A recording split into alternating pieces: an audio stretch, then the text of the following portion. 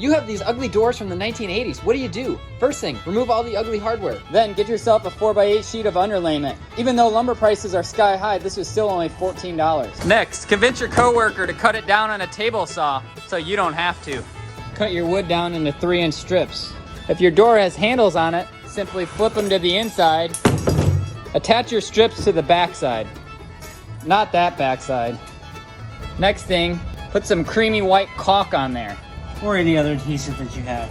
Then get you a pin nailer and your best pair of safety glasses.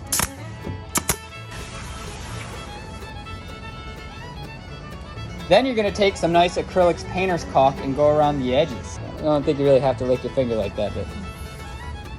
Get yourself a Johnson's door track.